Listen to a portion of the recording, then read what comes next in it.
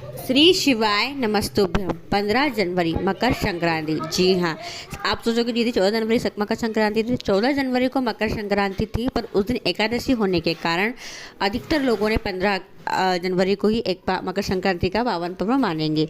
जी हाँ, क्योंकि इसी दिन दान पुण्य जो आप नहीं कर पाए 14 जनवरी को, वो आप कर सकते, और बहुत सारे उपाय जो आप इस दिन कर सकते।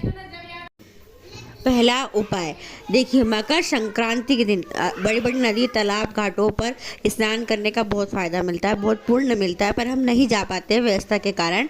और मकर संक्रांति के दिन अगर आप यह उपाय कर लेते हैं तो आपके जो ग्रह नक्षत्र है जो सही नहीं चल रहे हैं वो अनुकूल चलने लग जाते हैं। यानी कि आप का कोई भी कार्य नहीं बन पा रहे हैं, बहुत ज़्यादा बीमार रहते हो, रोगीला शरीर है, तरक्की नहीं हो रही, उन्नति नहीं हो मिल रही है, शनि की 7.5 लगी हुई है, ग्रह दशा ठीक नहीं चल रही है अगर, तो आप यह उपाय अगर करते हैं तो आपके जीवन के सारे कार्य बनना शुरुआत हो जाते हैं। और बहुत ही सरल सा उपाय है। करना क्या है आपको, आप चाहो तो काली तिल्ली, आप चाहो तो सफ़ेद तिल्ली, दो तरह की तिल्ली होती है, काली और सफ़ेद। जो तिल्ली आपको मिल जाए वो तिल्ली आपको क्या करना है, अपने नहाने वाले पात्र में डाल देना है। जी हाँ, नहाने वाले पात्र में वो तिल्ली डाल दीजिए और उससे आपको स्नान कर लेना है। बस इतना सा करना है।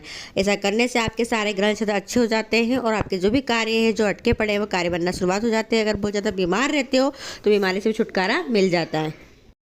दूसरा उपाय, यह उपाय करने से धन संपदा वृद्धि 2 गुना बढ़ती है। जी हाँ, लक्ष्मी प्राप्ति अवश्य होती है और धन संपदा 2 गुना बढ़ती है। यानी कि पैसा ही पैसा आता है इस उपाय को करने से, और कोई बड़ी बीमारी आपके घर में प्रवेश नहीं करती है।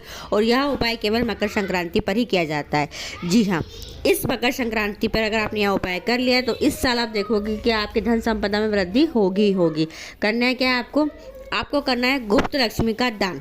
जी हाँ, यानी कि आपको कोई भी लक्ष्मी का दान करना है, गुप्त लक्ष्मी का, और वो जो दान होगा वो आपको बताना नहीं है, गुप्त तरीके से करना है। तो कैसे करोगे, तो देखिए, मकर संक्रांति के दिन तिल्ली और गुड़ का भी दान किया जाता है। तो आपको करना क्या है, तिल्ली और गुड़ से जब लड्डू आप घर में बनाओ तो आपको उसी लड्डू के अंदर ही सिक्का डाल देना है। यानी तिल्ली और गुड़ का जब लड्डू बनाएंगे तो 1 का सिक्का, 2 का सिक्का, 5 का सिक्का आपको उसी लड्डू के अंदर डाल देना है। और फिर आप ब्राह्मण जन को, पंडित जन को या किसी शिवालय में, किसी मंदिर में जाकर आपको लड्डू का दान करना है। अब आपने क्या करा है, जो भी कॉइन डाला है वो छुपा दिया है और फिर दान किया है, तो वो उस तरीके का दान गुप्त दान कहलाता है, गुप्त लक्ष्मी दान कहलाता है। और ऐसा करने से धन संपदा वृद्धि होती है, बड़ी बीमारी घर के अंदर प्रवेश नहीं करती है, साल भर में आवक 2 गुना बढ़ जाती है।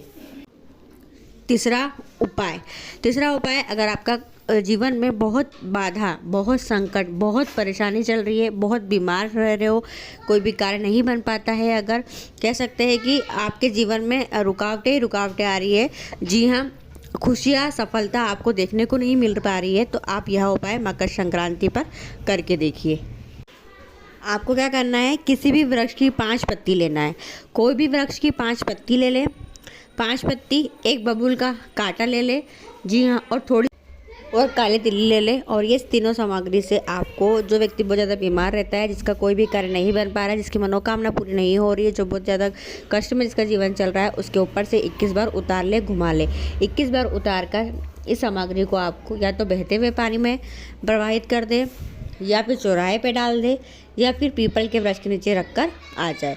बस यह उपाय मकर संक्रांति पर ही किया जाता है, तो इस उपाय को अवश्य कीजिएगा।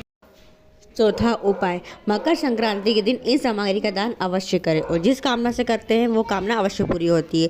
तो सबसे पहले सामग्री है चावल का दान इस दिन अवश्य किया जाता है, पर कोरे चावल नहीं, चावल के अंदर मिक्स की जाती है काले उड़द की दाल। जी हाँ, काले उड़द की दाल चावल में मिक्स कर ये दान किया जाता है। इसका दान करने से जो भी मनोकामना होती है, मनोकामना पूरी होती है। दूसरा है तिल्ली और गुड़ का दान। तिल्ली और गुड़ का दान किया जाता है, या तो लड्डू बना लें, या मार्केट से गजक खरीद के लिए आए आप, या मार्केट के लड्डू ले आए, इस चीज़ का दान अवश्य किया जाता है। कुछ लोग क्या करते हैं, परमल के लड्डू दान कर देते हैं, पर ऐसा नहीं, इस दिन तिल्ली और गुड़ के लड्डू या तिल्ली और गुड़ को दान किया जाता है। तीसरा, इस दिन जो दान किया जाता है वह दान किया जाता है सुहाग की वस्तु भी। जी हाँ, आप अपने हिसाब से जो भी सामग्री ला सकते हैं, सुहागन महिलाओं को सुहाग की वस्तु भी दान कर सकते हैं। इसके अलावा हल्दी और कुमकुम का दान भी इस दिन किया जाता है। हल्दी और कुमकुम का दान करने से पति की दीर्घायु होती है, पति की उन्नति मिलती है। जी हाँ, अखंड सौभाग्य प्राप्त होता है। तो इस तरीके से दान मकर संक्रांति के दिन किए जाते हैं। और सबसे जो विशेष बड़ा दान है वह दान है मंत्र का दान। जी हाँ, अगर आप कुछ भी दान नहीं कर सकते तो केवल मंत्र का दान भी अगर इस दिन करते हैं तो आपकी मनोकामना पूरी होती है। वो मंत्र का दान ओम नमः शिवाय या ओम नमो भगवते वासुदेवाय नमः या श्री शिवाय नमस्तुभ्यम, कोई मंत्र का दान आप कर सकते हैं। ये तो कुछ विशेष उपाय है जो आप मकर संक्रांति के पावन पर्व पर कर सकते हैं। वीडियो पसंद आती है, आपकी उपयोगी रहती है तो वीडियो को और लोगों तक जरूर शेयर कीजिएगा। श्री शिवाय नमस्तुभ्यम, हर हर महादेव।